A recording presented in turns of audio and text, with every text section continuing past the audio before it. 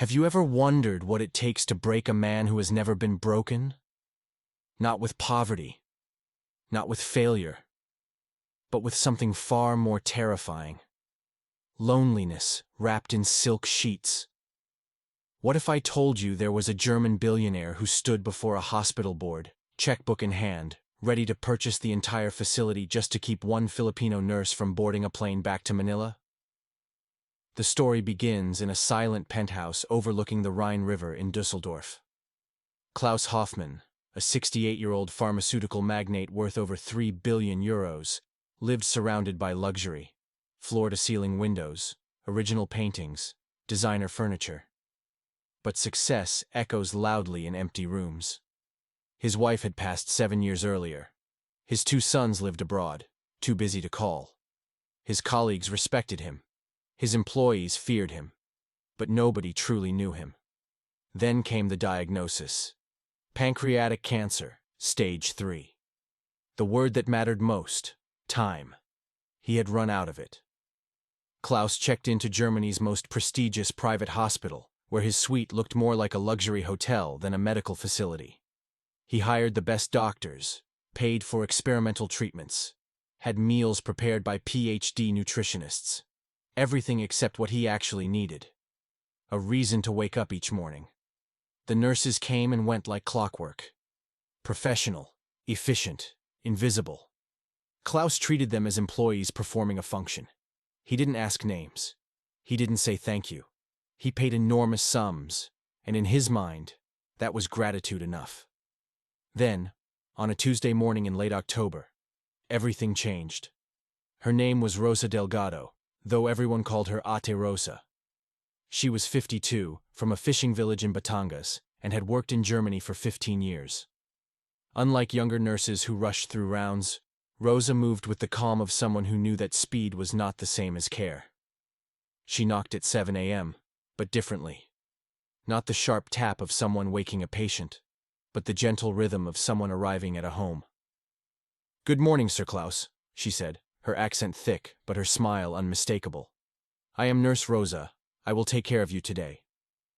Klaus barely looked up from his tablet. "Fine, just do what you need to do." She didn't move. She simply waited until he finally looked up, irritated.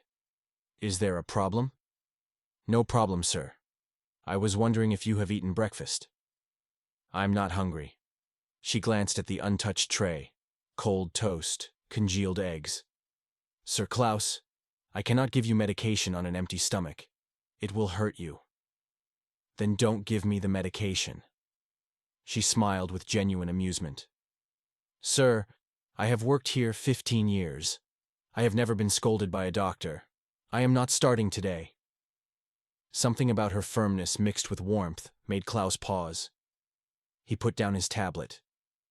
15 years? "Yes, sir. Because my children need school.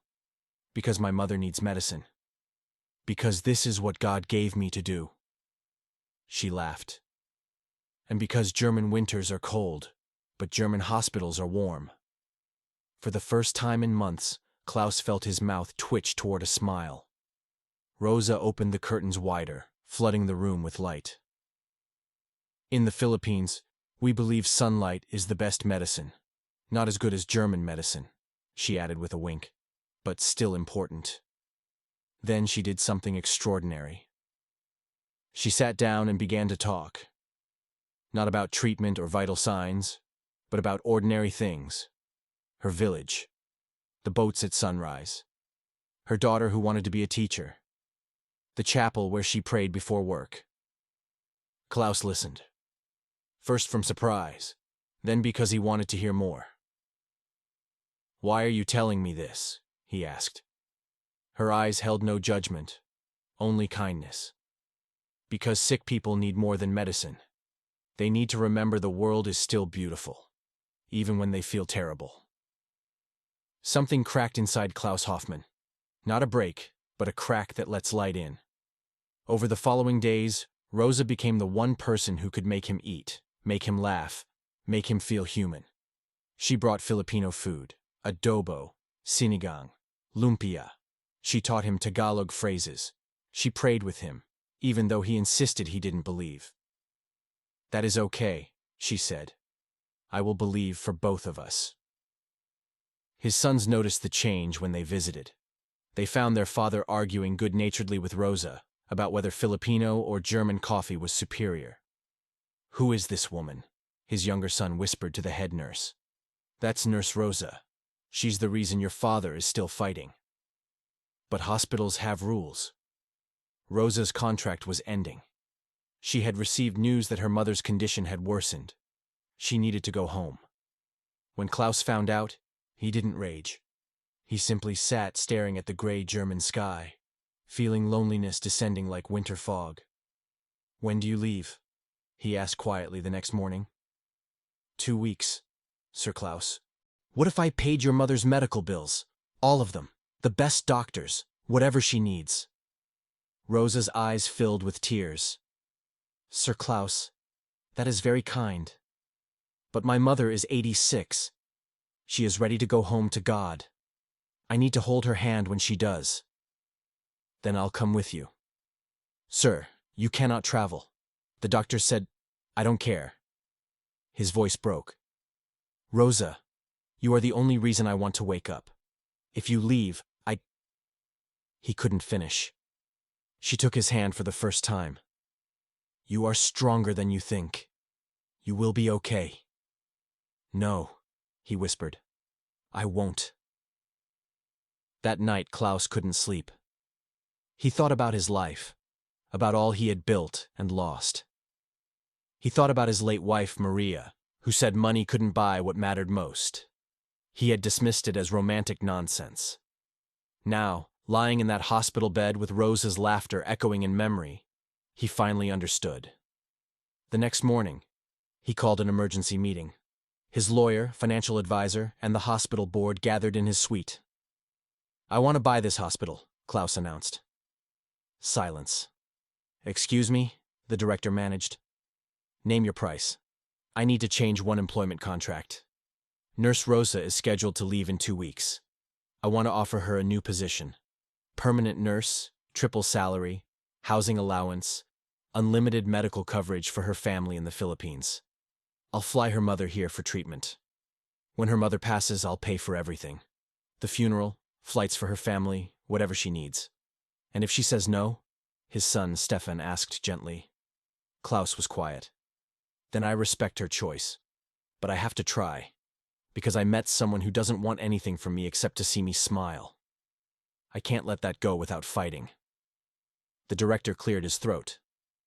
"You don't need to buy the hospital to offer a better contract." "No," Klaus interrupted. "You don't understand. If I own this hospital, every nurse will be treated the way Rosa treats patients. Filipino nurses won't just be employees. They'll be valued, respected, supported. Rosa told me Filipino nurses leave their families to care for other people's families. They sacrifice everything, and we treat them like they're invisible. I want to change that." When Rosa was summoned to the director's office that afternoon, her heart pounded, certain she'd done something wrong. Instead, she found Klaus, looking more nervous than she'd ever seen him. "Ada Rosa," he said, using the term of endearment for the first time. "I have a proposal." As he explained everything, Rosa began to cry. Not sad tears, but tears of someone whose burden had suddenly been lifted. "Sir Klaus, why would you do this for me?" He looked at her with eyes holding all his past loneliness and all his future hope. "Because you taught me that kindness is not a transaction, that care is something you give freely. You didn't see a billionaire in that bed. You saw a scared old man, and you stayed anyway." Rosa accepted, with one condition, that Klaus create a scholarship fund for Filipino nursing students and improve working conditions for all Filipino nurses in Germany, not just at his hospital. "If God is giving you this wealth, Sir Klaus, we must use it to help others, not just me." He laughed. "You're going to be trouble, aren't you?" She smiled. "Yes, sir. Very big trouble." Klaus never bought the hospital. The board convinced him partnerships and donations would be more effective. But he did everything he promised, and more. He established the Maria Hoffman Foundation for Filipino healthcare workers, funded language programs, housing assistance, and cultural support.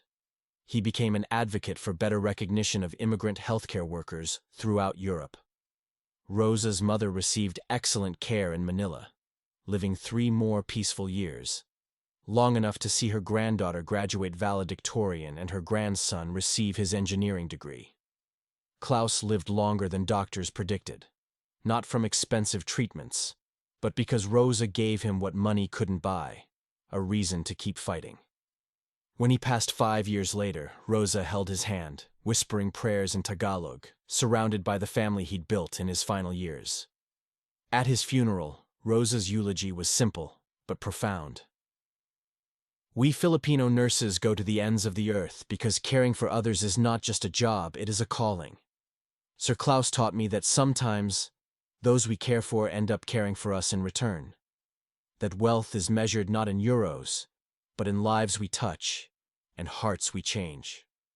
The story spread through hospitals across Europe, not as a tale of a billionaire trying to buy a person, but as testament to what happens when 2 people from different worlds choose to see each other's humanity. Today, there's a wing in that Dusseldorf hospital called the Rosa Delgado Center for Compassionate Care. And in a small chapel in Batangas, a plaque reads, "In memory of Klaus Hoffman, who learned that the greatest wealth is measured not in what we own, but in who we love." Before you leave, let me ask you something. Have you been cared for by someone who treated you like family, though you were strangers? Have you met a Filipino nurse whose smile made the hospital less cold, whose kindness made pain bearable? If this story touched your heart, if it reminded you of the quiet heroes who leave their homes to care for ours, help us honor them. Click like so this reaches every corner where Filipino nurses serve with grace. Share this video with someone who needs to remember that kindness still exists, that sacrifice still matters. Subscribe to celebrate the Filipino spirit. Not just struggles, but victories. Not just sacrifices, but the miracles they create. Your support amplifies these stories. Your voice lifts the names of millions who work in silence, but whose impact echoes through generations.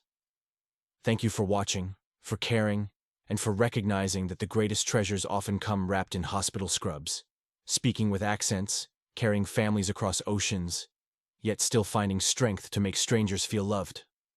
I'll see you in the next story, where we honor the heart, soul, and unbreakable spirit of the Filipino people.